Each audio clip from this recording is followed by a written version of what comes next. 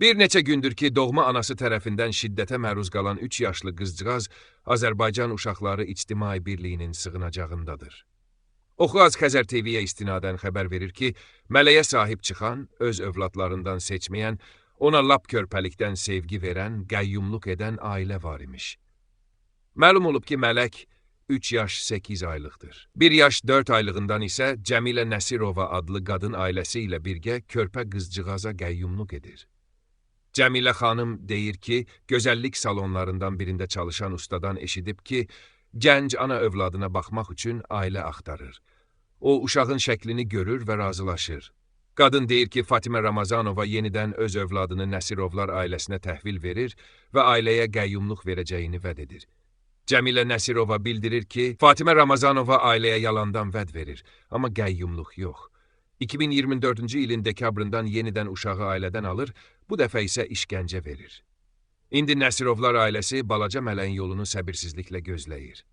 Mövzu ilə bağlı daha ətraflı video materialı təqdim edirik. Allah buna dərd versin. Karvalı içməkdə mənim ürəyim ağrıyır. Döyür, təhqir edir, işgəncə verir. Bu azmış kimi videoya çəkib TikTok sosial şəbəkəsində paylaşır. Düz 3 gündür hamı bu körpədən danışır. Doğma anası tərəfindən işgəncə görən mələkdən. Ulan şunurla mal balası kimi çırpmışam. Sosial şəbəkələrdə yayılan bu video görüntüdən sonra aidiyyatı qurumlar, hüquq mühafizə orqanlarının köməkliyi ilə azyaşlı tapılıb və Azərbaycan Uşaqlar Birliyinin sığınacağına yerləşdirilib. Məlum olub ki, mələk 3 yaş 8 aylıqdır. 1 yaş 4 aylığındansa Cəmilə Nəsirova adlı qadın ailəsi ilə birgə körpə qızcığaza qəyyumluq edir. Cəmilə xanım deyir ki, gözəllik salonlarının birində çalışan ustadan eşidir ki, gənc ana övladına baxmaq üçün ailə axtarır. O, uşağın şəklini görür və razılaşır. 1 yaş 4 aylıq olanda uşağı sizə gətirdi. Özü təhvil verdi, könüllü. Könüllü, bəli. Bəs ödəniş elədi mi bundan? Yox, hələ bil ki, 3 gündən bir, 2 gündən bir 20 manat atırdı. Uşaq da paltarsız gəlib bizə. Ancaq onun biz paltarını almışıq. Təhvil verdiyi məbləğ 150-200 manat olardı. 200 manat olmaz. Bundan sonra sizə ödəniş etməyir. 4 ayda bir ki saxladı. Noyabr ayında gətirdi, martın içkisi apardı, dedi bugün gətirəm, 4 ayda pul vermirdi, hələ bildi pul istəyəcək. Götürdü, apardı uşağı, gətirmədi.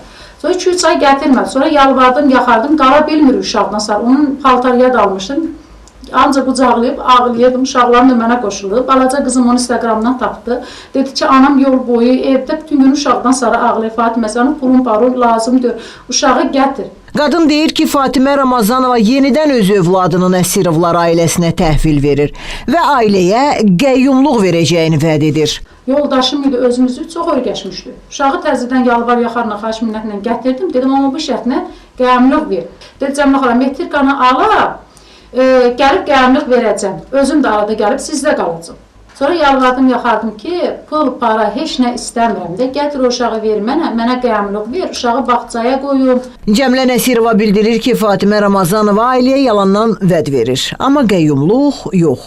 2024-cü ilin dekabrındansa yenidən uşağı ailədən alır. Bu dəfə isə işgəncə verir. Bu həftənin bazar günü, axşam zəng elədi qızıma, mikrofona qoşub, uşağı remenlə döyür. Qışqırsı götür aləmi. Mən də yalvarıram, yaxaram, uşağı gətir, yerini deyək, gələ götürək uşağı. Uşaq bizi istəyir, nə işgəncə? Deyir, siz istədiyinə görə bu deyə atdım çölə.